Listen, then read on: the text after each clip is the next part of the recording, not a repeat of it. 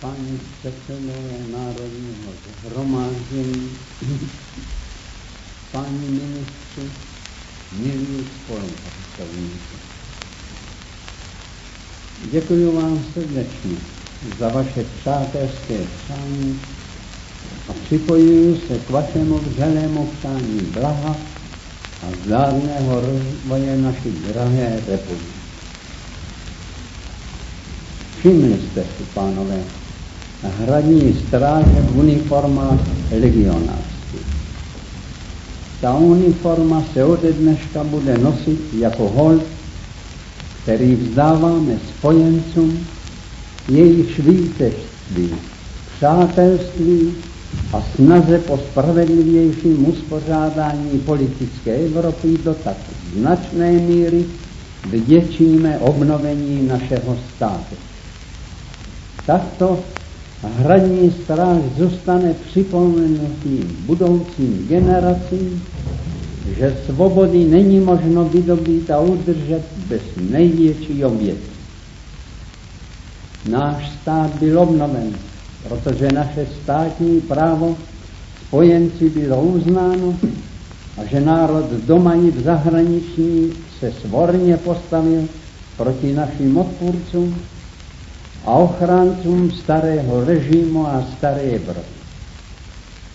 Bojovali jsme v armádách spojeneckých. Naše legie se staly součástí vojsk v Rusku, Francii a v Itálii. A naši občané přihlásili se dobrovolně také do armády srbské, anglické a americké. Nedávno jsme postavili v Praze pomník Wilsonovi. Včera Denisy. Jsme a zůstaneme spojeneckým národům za jejich pomoc a přátelství, osvědčující se jí po válce vděční. Avšak nechci dnes vzpomínat světové války, jejího průběhu, výsledku a následku. Dnes si máme ujasnit, co jsme po válce vykonali již sami, máme zúčtovat se sebou, zpytovat svědomí a rozhodnout se k další práci. Je tomu 10 let, co vykoupený národ vzal do svých rukou správu věcí svých. Je tomu 10 let, co se uskutečnil odboj nikoli 4letý, ale 100letý. Odboj proti cizovládě, zlovládě, nesvobodě. Odboj, který byl částí obecného zápasu o lepší, svobodnější, demokratičtější řád světa. Nemůžeme dnes nevzpomenout na všechny ty, kdo před námi ráno národ budili a byli nám za rakousko-uherského utlačení vzorem od rakouštiny. Cítím se šťastný, že jsme v řadě oslav uctili památku otce národa a našeho předního politického úsudku. Vedle Palackého musí být začínaje třeba jen Dobrovským ocenit dlouhou řadu buditelů osvoboditelů.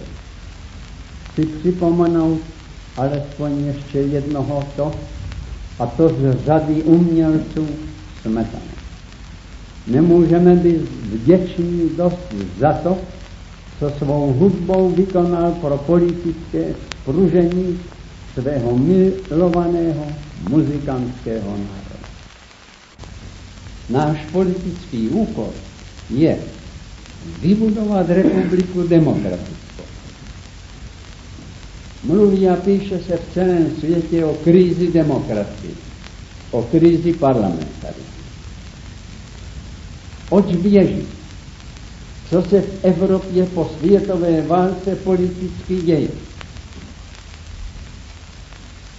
Světová válka se stala pronikavou revolucí, pokračující ve veliké politické přeměně započaté revolucemi století 18.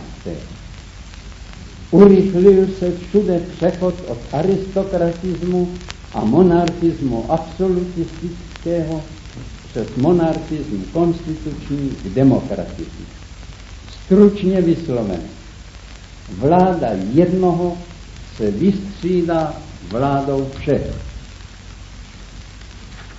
Jeden vlastně nikdy nemůže vládnout sám a nemůže vládnout bez politického a administračního vzdělání a umění. Proto vedle monarchii vznikly různí a školení úřadové. V monarchii se vladařství dědilo. Spoluvládnoucí úředníci byli monarchem jmenováni, anebo také svůj úřad dědili.